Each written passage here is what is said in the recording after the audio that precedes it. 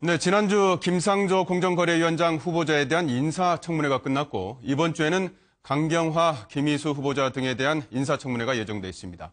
이번 주도 인사청문회로 여야 간 뜨거운 공방이 예상되는데요. 자세한 이야기 좀 나눠보도록 하겠습니다. 최창렬 교수 나와 있습니다. 어서 오십시오. 네, 안녕하세요. 예. 네, 일단 그 야당이 지난주에 인사청문회가 진행된 김상조 공정거래위원장에 대해서 상당히 반대를 하고 있는데 청와대는 일단 적격이다 이런 의견으로 밀어붙이고 있습니다. 계속 밀어붙일까요? 김상조 후보자의 경우가 언론에 의혹이 많이 제기가 됐었어요. 청문회 전에.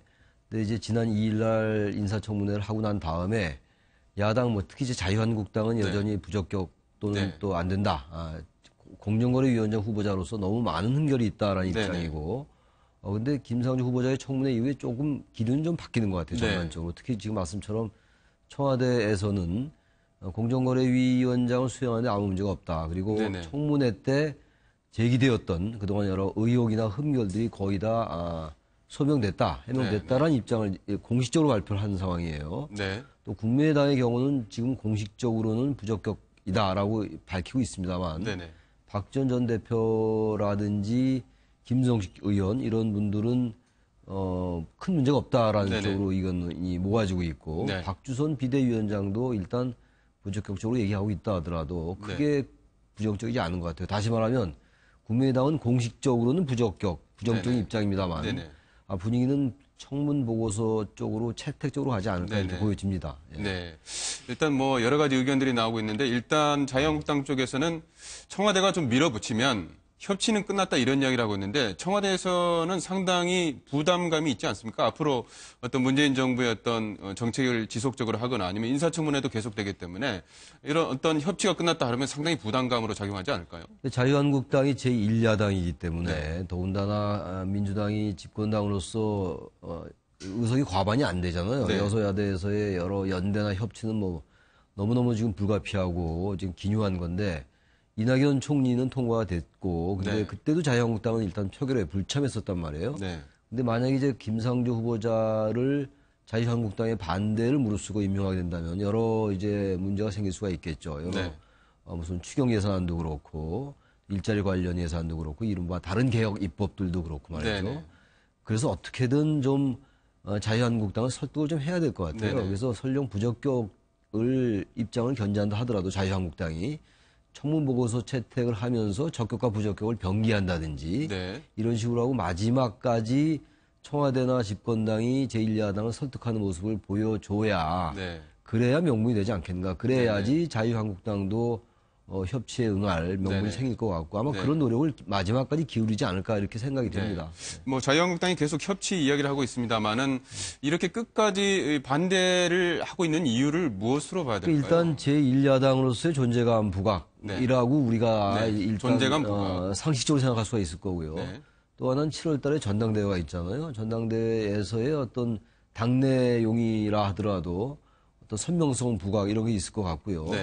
아무튼 지금 자유한국당은 여러 가지 정부의 정책에 대해서 계속 반대할 가능성이 커요. 단지 지금 이제 문재인 대통령의 지지도가 가장 높잖아요. 역대 대통령 중에서. 그래서 이 청문회도 그렇고 여러 가지 협치의 여부도요. 대통령의 지지도가 굉장히 영향을 끼칠 거라고 생각을 합니다. 특히 청문회의 경우는 후보자의 흠결이 있느냐 여부, 다시 말하면 후보자 요인이 하나 있고요. 정치적인 여러 가지 상황, 여야 간의 대립이라든지 대통령의 후보자 임명 의지가 얼마나 강하냐의 문제라든지 이런 대통령의 국정수행 지지도 이런 부분들인데 현재 이러한 전반적인 환경적 요인은 민주당이 유리한 상황이라고 봐야죠. 대통령에 대한 신뢰와 기대가 높기 때문에 따라서 자유한국당이 전반적인 반대 의사를 표명하고 있습니다만 어떠한 명분이나 이러한 확실한 이유가 없이는 그렇게 계속 반대만 하는 것도 제1야당으로서의 부담도 좀 존재할 수 있다고 봅니다. 네, 알겠습니다. 이번 주 수요일이면 또 청문회가 다시 시작됩니다. 강경화 외교부 장관 후보자 청문회가 또 진행되는데 강경화 후보자 같은 경우에는 가장 문제되는 점이 거짓 해명을 했다 이 부분인데 어떤 이야기죠? 그래서 강경화 후보자의 경우도 여러 지금 의혹이 나오고 있어요, 언론에. 지금 말씀하신 것처럼 위장전입 문제인데요. 위장전입 부분에 대해서 청와대가 미리 얘기했었죠. 이러한 위장전입 사실이 있다고 얘기를 했는데 저 지금 화면에 나오고 있잖아요. 쟁점이 위장전입도 있고 또 그 중에서도 이제 위장전입이 가장 문제인데 위장전입 중에서 뭐 소유자와 거주자를 몰랐다. 그러니까 자기가 전세로 들어간 위장 전입을 한 그 집에 소유자와 거주자를 몰랐다 이런 이야기인데 실제로 전세 어떤 거래라든지 이런 부동산 거래를 할 때 실제로 뭐 부동산에 만나서 소유자와 같이 대면을 한 상태에서 거래를 하지 않습니까? 그런데 이제 소유자와 거래자 몰랐다. 소유자와 거주자를 몰랐다라는 게 이게 거짓이다라는 의혹이 나오고 있는데 그런 점들이 잘 납득이 안 가는 상황이죠.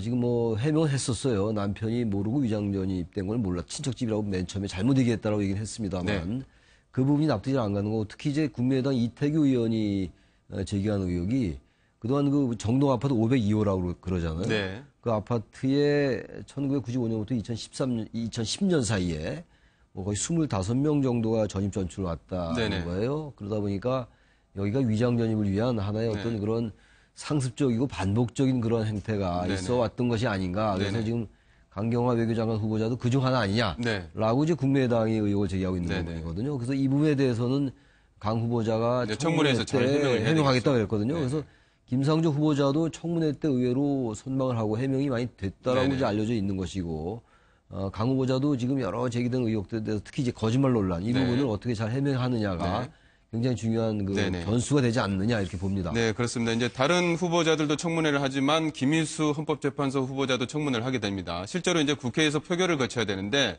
가장 큰 변수 어떤 게 있을까요? 지금 이제 김일수 후보자에게 제기되는 건 5.18. 이때 그 이제 시민군을 태운 기사에게 사형 선고를 했다라는 부분이 하나 있고요. 근데 지금 헌법재판소에서는 그 사람이 경찰관 4명을 고의적으로 이제 차에 쳐서 죽게 했다. 그래서 내린 것이다라고 이제 헌법재판소가 해명하고 있는 상황이고요. 또 하나 이제 그 뭡니까 그 통진당 해산에 대해서 소수 의견을 냈다. 이건 이제 보수 쪽 자유한국당이 제기하고 있는 부분이거든요. 그래서 지금 김희수 헌법재판소장 후보자는 보수 진보 이른바 양쪽 정당으로부터 다 협공을 받고 있는 이런 상황이에요. 지금. 이 부분도 사실 그 당시 아주 그 소장 검찰관, 법무관이었기 때문에 큰 책임이 없다라는 해명을 내놓고 있는데 이 부분도 어쨌든 납득될 만한 해명을 내놔야 되지 않을까. 김은수 헌법재판소장 후보자가 이제 전북 고창 출신이기 때문에 또 국민의당이 또 어떤 선택을 할지 캐스팅 보트를 쥐고 있는데 뭐 여러 가지 고민을 하고 있겠죠. 5.18 관련이기 때문에 국민의당으로서는 이 부분은 그대로 넘어갈 수 없는 호남 쪽을 의식해야 되기 때문에 그런 점이 있다고 보여집니다. 네, 알겠습니다. 오늘 말씀 여기까지 듣도록 하겠습니다. 최창렬 용인대 교수였습니다. 말씀 고맙습니다.